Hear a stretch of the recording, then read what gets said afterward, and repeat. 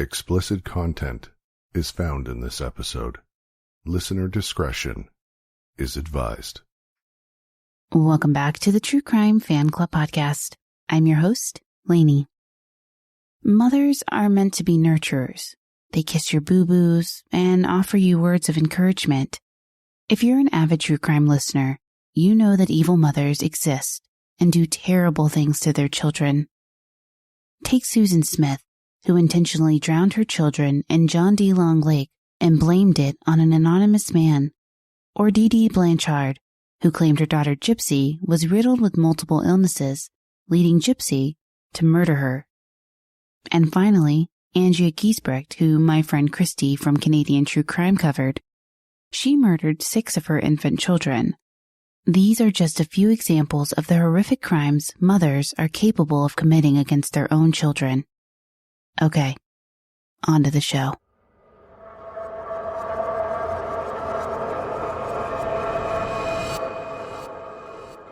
Diana Lumbrera was born on November 21st, 1958, in Friona, Texas.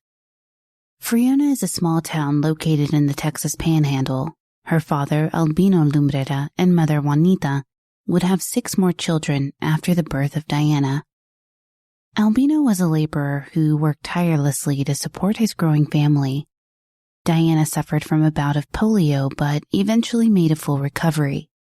Her parents and siblings did experience financial hardships, but overall, Diana had an uneventful life. She decided when she was 13 that school was no longer for her. She was a very poor student, a bully, and failing nearly every class that she was in.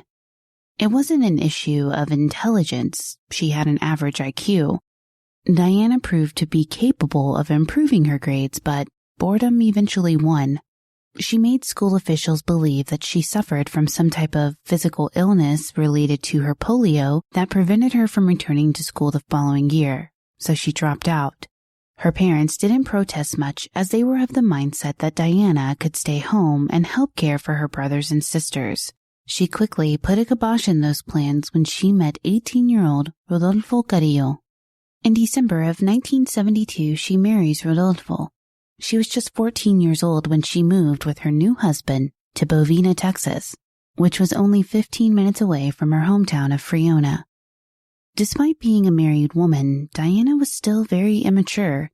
Rodolfo expected his wife to fulfill her wifely duties around the home and in the bedroom. Their marriage from the start was tumultuous and dramatic. Diana enjoyed getting a rise out of her husband. She would flirt with his friends and often dance with them when they went out. Rodolfo was a man who could not tolerate this disrespectful behavior from his woman. He warned Diana that he would leave her if she didn't stop her flirtatious ways. In typical teenage fashion, she rebelled against her husband's wishes. She continued her antagonistic behavior. Diana clearly married because she craved independence, but didn't understand that she had expectations as a wife. Rodolfo couldn't tolerate his young wife's behavior any longer, and in 1974, at the age of 15, Diana was now a divorcee. The single life didn't suit Diana well. She needed the companionship of a male. Despite her relatively positive childhood, it's likely that the lack of attention she received at home is what caused her to continuously chase men.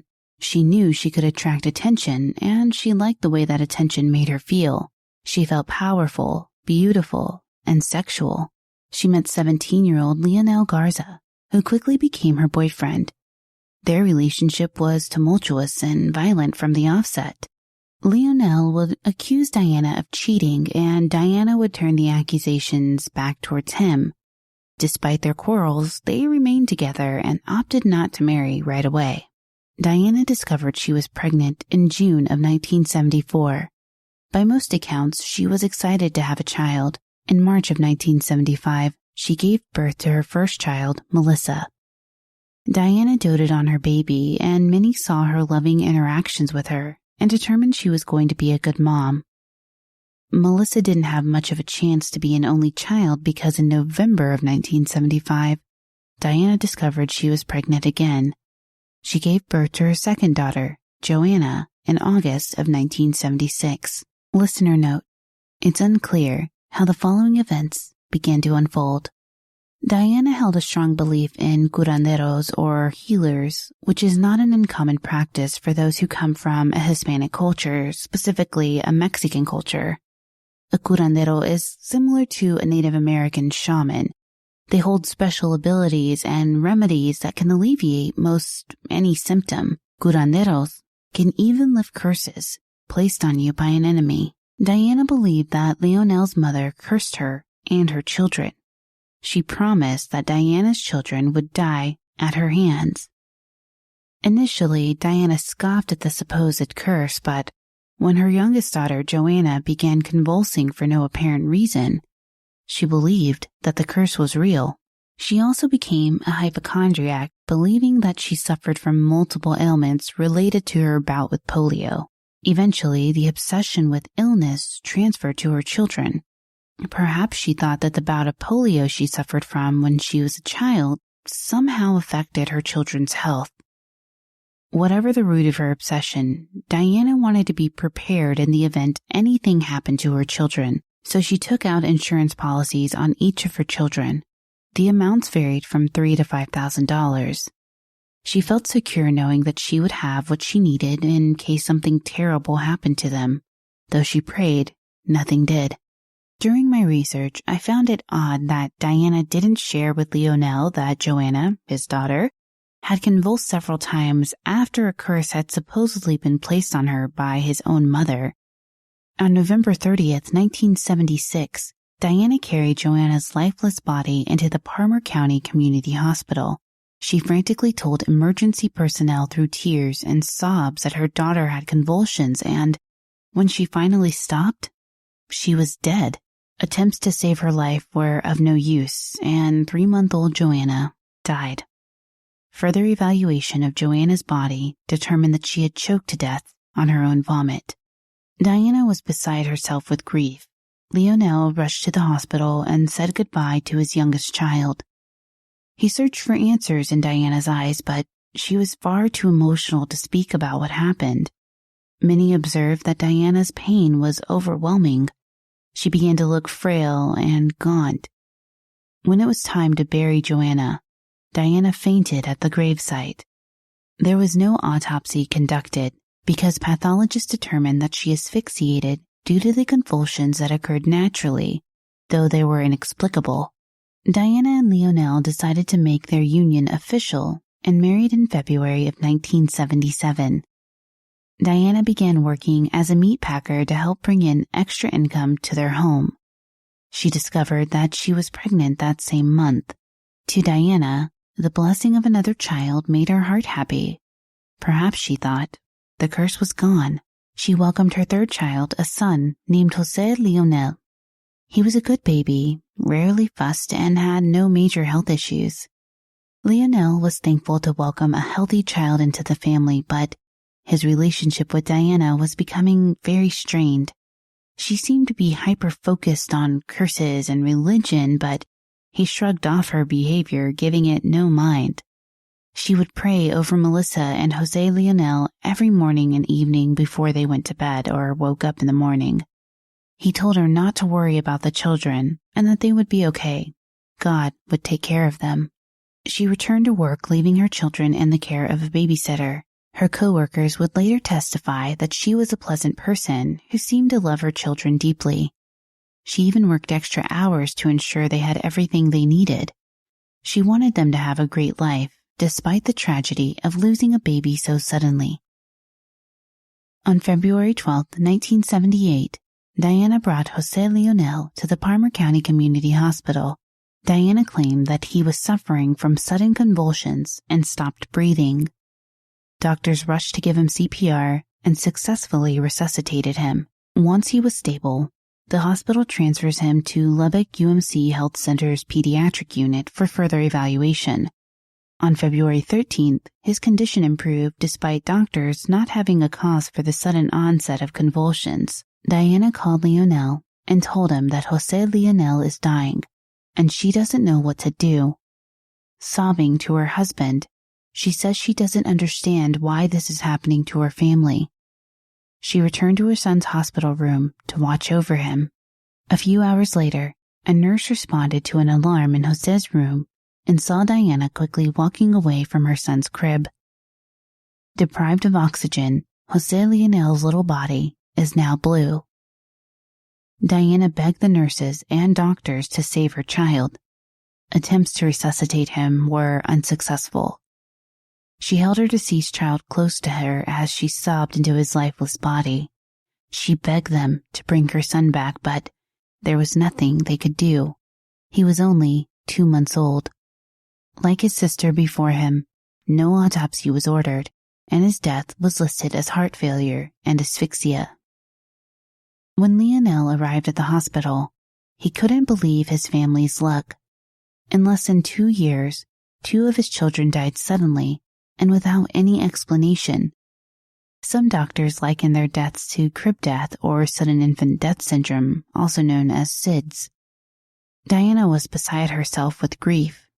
Doctors and nurses expressed their condolences, but she was so emotional that she lashed out and accused them of not doing enough to save her baby. Once again, grief overwhelmed the family. Leonel didn't know what to think. His only surviving child, Melissa, his only source of joy, now age 3, was all he had left. Diana returns to work but is grim and withdrawn. She attended church regularly with her family, but it seemed nothing could bring her peace. Leonel hoped that as time passed, her old vibrant personality would resurface. He didn't know how to comfort his wife, as they were barely entering adulthood. He relied on his mother throughout this time to help him with Diana and Melissa. 8 months passed before another tragedy struck the Garza household.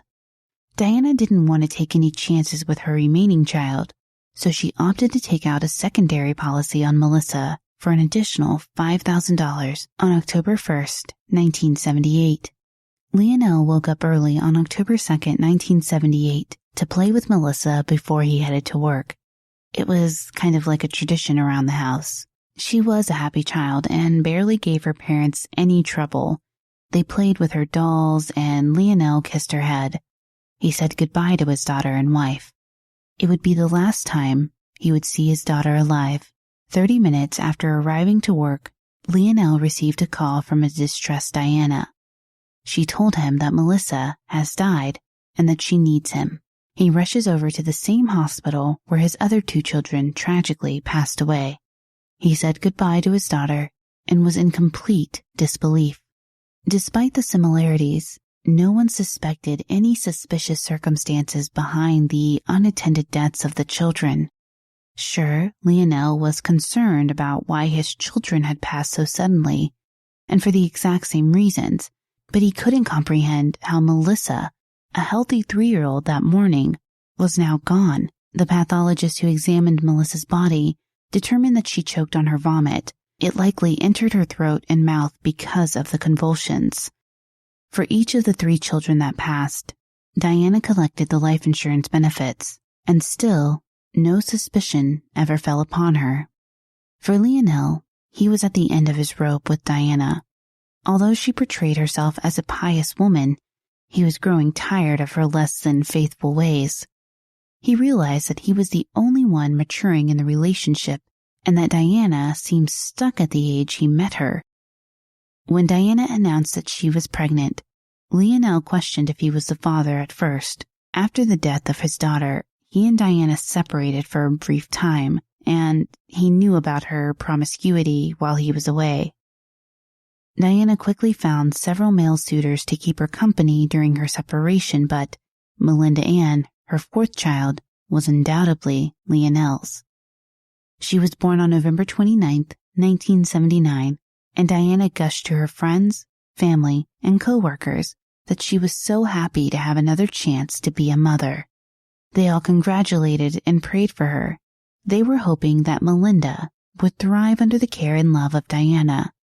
And she would, for a time. And Diana returned to work, leaving her daughter in the care of friends and family who could help her. Meatpacking wasn't a glamorous job, but it helped provide for her family. Leonel and Diana attempted to reconcile during this time period, but were unsuccessful. Lionel had time to really think about his relationship with her and the death of his 3 children. He just couldn't shake the feeling that something wasn't quite right, but ignored his intuition, believing that God had simply called his children home. Diana craved a family. Her main priority was to ensure her child had a father, which is why she tried to reconcile with Lionel. Her immaturity just kept pushing them apart. She leaned on her family more during this time and was very close to her cousins. In 1980, Lionel finally decided to cut ties with Diana and filed for divorce. She floated between devastation and pride over his decision. Pride in the sense that she puffed her chest out and declared she didn't need a man, which was so far from the truth. The divorce filing doesn't inhibit her ability to continue enjoying the company of multiple men. It had been over 2 years since Diana lost her son, Jose Lionel, to a sudden and devastating death.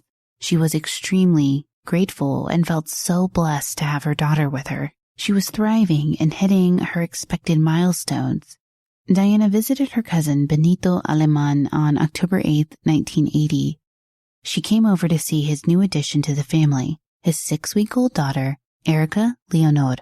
Erica was being fussy, and Diana attempted to help her cousin calm his child. She offered to drive the child around to help soothe her. Benito saw no harm in the gesture and honestly welcomed the offer. Erica was a typical infant and kept her parents up throughout the night. When Diana made this offer, Benito thought nothing of it. Diana placed Erica in her car seat and placed her in the back seat of the car. Benito leaned in and kissed his daughter goodbye. Diana drove away and tried to calm the crying baby. About 20 minutes into the drive, she looked behind her shoulder and noticed that the 6-week-old was convulsing violently. She pulled the car over and rushed to the back seat, pulling the baby out of the car seat and trying to soothe her convulsing body, but it was too late. She placed her back into the car seat and drove to the emergency room. She told staff that the baby had been convulsing violently, but there was nothing they could do. Erica was gone.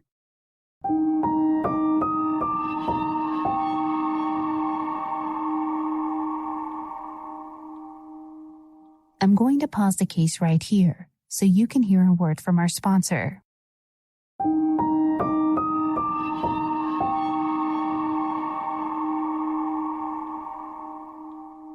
Diana phoned her cousin's home and frantically told him what transpired in the 30 minutes since she left. Benito couldn't believe what she was saying. He screamed and yelled, "What happened?" But Diana just sobbed and sobbed over the phone. Disturbingly, the medical records for Erica are missing, so an official cause of death is not available. You may be asking yourself if she's taken all of her children and now her young cousin to the exact same hospital. Why didn't anyone consider these deaths to be suspicious? For this death, Diana took Erica to the West Plains Medical Hospital in Muleshoe, Texas. Muleshoe is 30 minutes from where Diana was living at the time, and she likely took the child to this hospital to avoid suspicion and because it was the nearest to Benito's home. As for her 3 children, I don't have an answer for you. I can only surmise that the hospital staff simply chalked it up to bad luck. They likely didn't want to believe that this mother, who had suffered so many tragedies, could actually be responsible for all of them. Despite Erica's death being suspicious, no investigation into her death is launched. Benito and Diana's relationship would become strained after this. It was hard for him to be around Diana when he felt responsible for his own daughter's death. Perhaps if he had declined the ride, then his daughter might still be alive. Diana was just as devastated at her young cousin's funeral as she had been at her own children's funerals. She apologized to her cousin, but he was too into his own grief to console her. All he could say was, okay, okay. There was nothing further he could offer her. She was inconsolable, and often her cries were louder than the Aleman family. Lionel felt some embarrassment over the display, but wrapped his arms around her and tried to comfort her. It was difficult for him to show this affection, as his marriage was now completely over. Almost 2 years would pass with no tragedies in Diana's life. She continued to engage in sexual relations with other men. Her divorce would be finalized in late 1982. She still struggled with bouts of hypochondria as well as substance abuse, though in my research, I couldn't find any concrete information about what types of substances Diana abused. Diana's final tie to Lionel was their 2.5-year-old daughter, Melinda. Diana was hypervigilant and monitoring Melinda's health, though she never reported anything odd to doctors. Melinda would never see the age of 3 because on August 17, 1982, she would be pronounced dead on arrival. Diana shared the same story that she had in the past. Melinda convulsed and suddenly died. Her death differed from her siblings in that the cause of death was listed as heart failure due to some unlisted bronchial issue. Lionel had to bury another child, and he thought his final tie to Diana was officially severed. Still, no one questioned her on the death. No one bothered to notice the similarities and report the suspicious deaths to the proper authorities. After burying her daughter, Diana moved for a time to Clovis, New Mexico, to be with the man she was seeing. José Luis Valvanís would impregnate Diana 3 times. The first time she found out she was pregnant, she terminated the pregnancy. It was, for Diana, a surprising turn of events. Perhaps she couldn't risk the continuous heartache that she had endured. She finally began using birth control pills, but now there was nothing special about her. She loved having children and the attention those children brought her, even if it was for a little bit. She decided to stop using birth control and found herself pregnant again. She eagerly shared the news with her family, but they were cautiously optimistic. Her mother and aunt worried that she would experience more heartache with this child. Diana believed the curse had been lifted. Lionel's mother got her wish. They were no longer together. She gave birth to a healthy baby boy on October 10, 1983. She named him Christopher Edward Lumbrera. Diana brought Christopher to the hospital on March 25, 1984, because she believed he had an ear infection and a fever. Treated by doctors and given antibiotics, Christopher returned home with his mother. Diana felt reassured that her baby would get better, but just 3 days later, she would bring his lifeless body to the Plains Memorial Hospital in Dimmitt, Texas, another 30-minute trip from her home in Bovina. His official cause of death is listed as septicemia, but during his March 25th visit, there was no evidence of septicemia in his blood. Instead of investigating the discrepancy further, doctors chalked it up to clerical error. She buried Christopher in the same plot as his siblings. Diana was desolate at the funeral and spent some time living with her mother in Bovina. In May of 1985, Diana's mother passed away due to an undisclosed illness at the age of 46. Now, at age 26, Diana dreamt of a new start. It's unclear what led her to Garden City, Kansas, but we do know that when she arrived, she was pregnant by José Valvanís. She gave birth to José Antonio Lumbrera on February 21, 1986 in Garden City, Kansas. The next few years were quiet for the single mother of one. She rarely visited home, but regularly spoke to her family over the phone. She picked up various work and left José in the care of a babysitter whenever she needed to work or go out with a boyfriend. She shared with coworkers that her son suffered from leukemia, though the boy was actually healthy. On April 30th, 1990, she left José with the babysitter while she went to work. She managed to work a few hours before the sitter called her to inform her that her 4-year-old had been vomiting and had a fever. She asked if she wanted her to take him to the hospital, and Diana declined. She would leave work and take care of him herself. She rushed to the house and picked up her son, heading toward St. Catherine's Hospital emergency room. The attending emergency room physician that day was Dr. Albert Gaines. She explained that her son had been vomiting and convulsing while in the care of a sitter. Dr. Gaines determined that José was likely suffering from a bacterial infection and prescribed an antibiotic for him. Diana took the prescription into her purse and asked if the child would need to stay overnight. Dr. Gaines would later tell police that he told her Jose could go and recover at home. She took her son and went home. The next day, St. Catherine's Hospital received a call from an unidentified woman who claimed her son had been convulsing, vomiting, and stopped breathing. She then disconnected the call. At 9:48 p.m., Diana walks back into the emergency room at St. Catherine's, holding 4-year-old Jose's lifeless body in her arms. Tears were streaming down her face, and she was frantic. Emergency room staff took Jose into a room and attempted for over half an hour to resuscitate him. They were unable to revive the boy, and he was pronounced dead a little after 10:30 p.m. Dr. Lauren Welch assisted in the efforts to revive Jose, and he noticed odd physical manifestations on the boy's face. He brought his concerns to the attention of Dr. Michael Schul, who was also in the room. Dr. Welch pointed out that Jose had some petechial hemorrhages across his face and eyelids. The pattern that was on his face indicated that he had likely been suffocated. He knew the red and purple petechiae would only manifest if his airway was purposefully blocked. When a tube was inserted into his throat, they found no blockage was present and that his lungs were healthy and normal. Further, food was found in his stomach, which means Diana's statement that her son had vomited and convulsed was, at least partly, not true. Suffocation or smothering, Dr. Welch determined, was likely the cause of death. There were no other physical indicators that Jose's body voluntarily shut down and asphyxiated him. An autopsy for Jose was ordered by Dr. Welch, and his suspicions were later confirmed. Jose had been suffocated or smothered to death by a third party. That third party was likely his mother. Doctors did not share their suspicions with Diana and notified authorities of their concerns. Detective James Hawkins visited Diana on May 3, 1990, to informally question her about the death of Jose Antonio. Diana gave him a brief background of her life in Texas, but some things stood out to him. Pictures of small children. He pointed around the room and asked who the other children were. Diana hung her head and said that they were her children who had passed at young ages back in Texas. He thought to himself that she was playing the part of a grieving mother.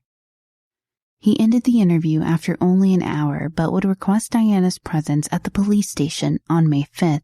She agreed and arrived for further questioning. Diana would later recall that this direct questioning from 2 other detectives was harsh and unrelenting. She was accused of the unthinkable, and she asked to speak with her attorney. The interview promptly ended, and Diana returned home. A few hours later, officers would be knocking on her door, Mirandizing her, and booking her into the Garden City jail. Diana, once booked, then informed a guard that she would like to speak with the detectives in her case and returned to the police station for questioning. She remembered detectives accusing her of suffocating Jose Antonio, but denied their later statements that she nodded her head in agreement to the accusation. Detective Utz, who was assisting in the investigation, saw an in with that nod. He told Diana that he wanted to know why she did this to Jose. Was this all an accident? Did she not realize what she was doing when she used a pillow to suffocate him? Diana glumly responded, "It wasn't a pillow." Encouraged by her admission, Detective Utz then asked Diana if she had ever experienced blackouts. She stated that she had briefly blacked out at work a few weeks prior to the incident, but that's all that she could recall.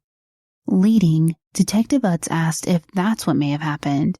She could have suffocated Jose Antonio during a blackout, and when she came to, she realized that she killed her son. She nodded and said, "That's probably what happened." Detective Hawkins, in conjunction with several law enforcement entities in Texas, would spend the next couple of months looking into the deaths of Diana's children and young cousin. Although none of the deaths were reported as suspicious, Texas authorities did share with Detective Hawkins that each of Diana's children had a life insurance policy on them worth at least $5,000.